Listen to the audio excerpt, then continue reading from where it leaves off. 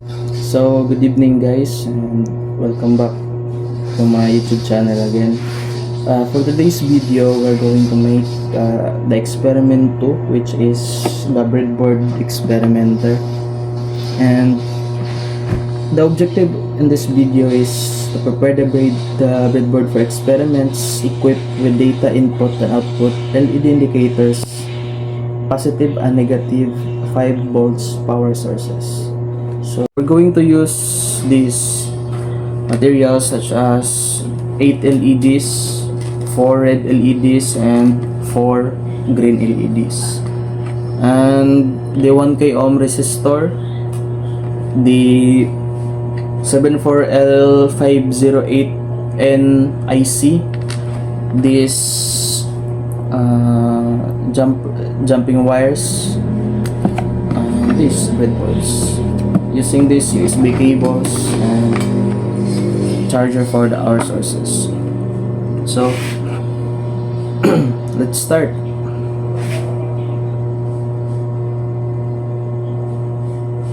So let's be careful when putting all this together in the breadboard because it might get burned, this LED, when you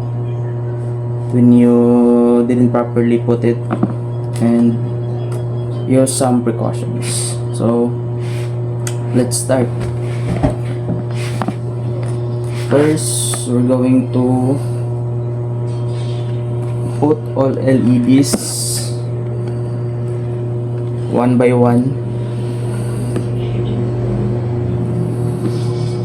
Let's start from the red one.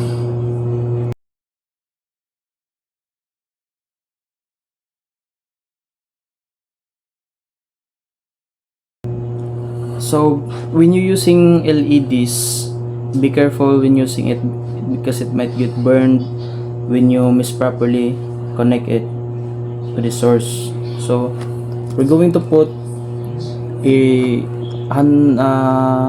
1K ohm resistor to protect it from burning. So put this one by one.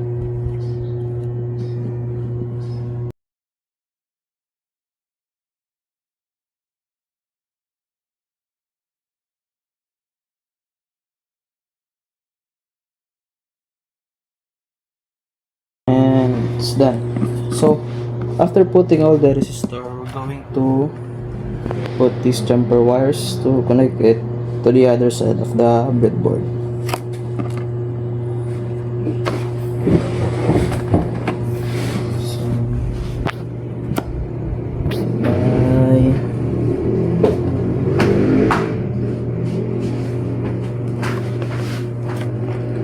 Testing its workability. We're going to use this short jumper wires, and it is a 22 AWG solid core wires.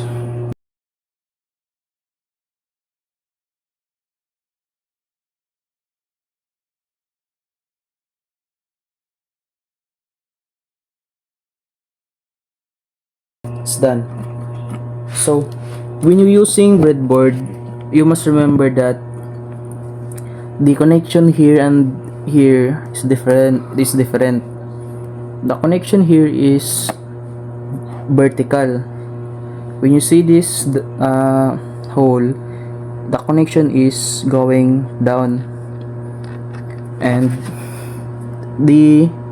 in this side here or there, the connection is going horizontal, just like this breadboard.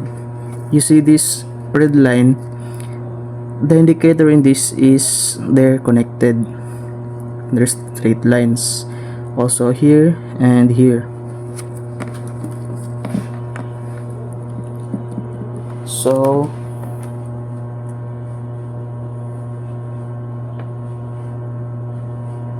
what's next? Let's put an wire here for the connection for the power source.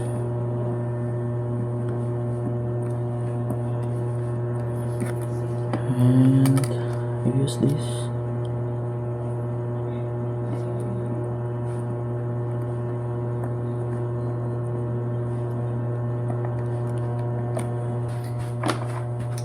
Let's try to test the LEDs if it's working.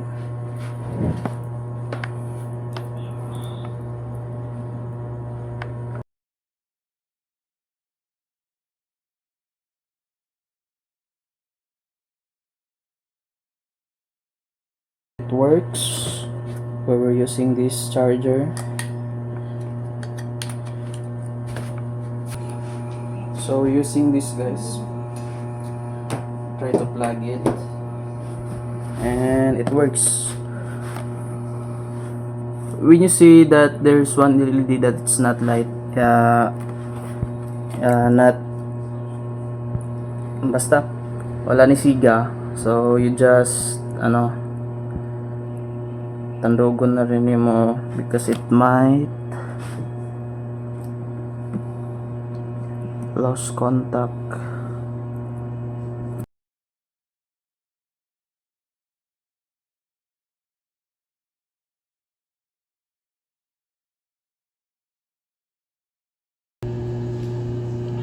So when you see the LEDs lighten up, we can proceed to our next experiment, which is we're going to add this to our experiment.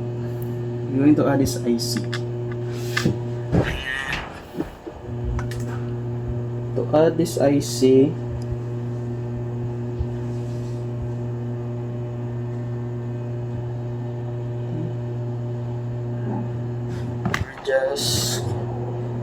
we're going to unplug it first and cut the source. We're going to put it here and look this source. Start it.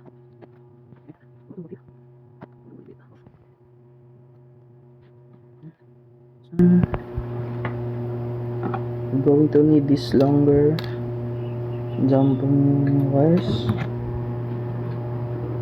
so that we can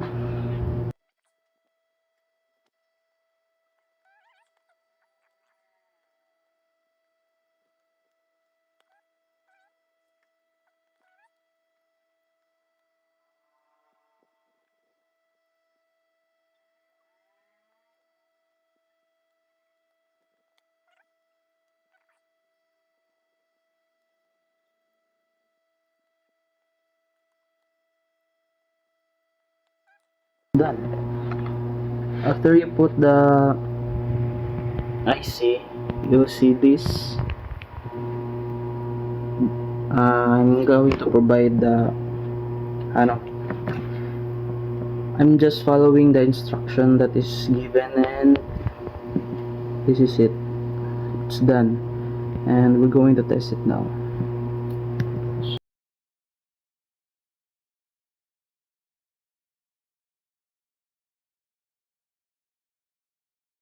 So after putting everything here, we're going to test it now.